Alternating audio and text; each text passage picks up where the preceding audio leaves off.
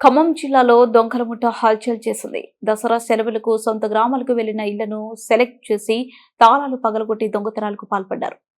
ఖమ్మం నగరంలోని వైఎస్ఆర్ కాలనీలో గత రాత్రి ముసుగు దొంగలు హల్చల్ చేశారు. దసరా పండుగకు సొంత గ్రామాలకు వెళ్లిన ఇళ్లను ఎంచుకుని తాళాలు పగలగొట్టి దొంగతనానికి పాల్పడ్డారు.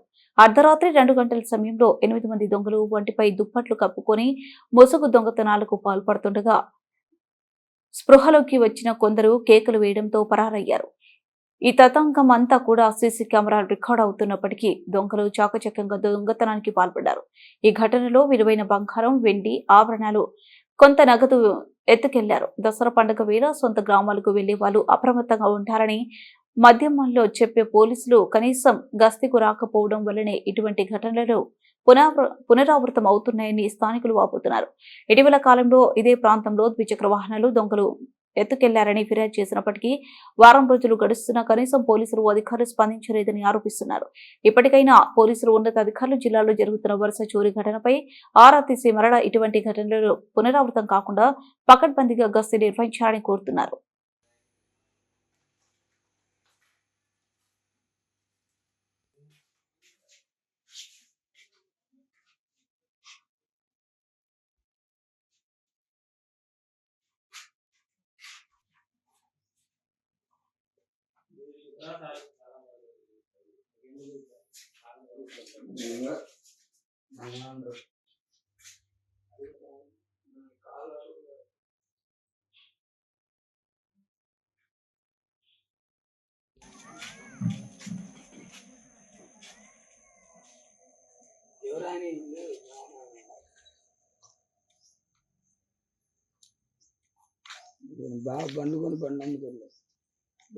పక్కనే ఉండు అయితే మా అమ్మ బాబు ఎవరు వచ్చారనేసరికి ఉండండి రా అని గబుకుని అనేసరికి ఆయన అటు దూకిండి బిందె ఎత్తేసిపోయారు.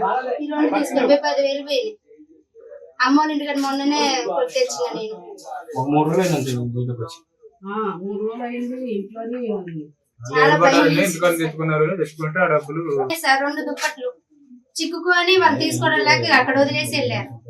ముసుకేసుకొని ఇట్లా చూస్తారు, ముసుకేసుకొని చూసారు కదా. బాగా లేసేసరికి చిక్కేసరికి దానికి దాన్ని వదిలేసి వెళ్ళారు. ఇటు పోయేసరికి ఒక్కడే ఉన్నాడు రాళ్ళు ఇసిరేస్తారని ఇటు వెనక్కి వచ్చి మా మాయ మా మధ్య ఇంటి పక్కన వాళ్ళు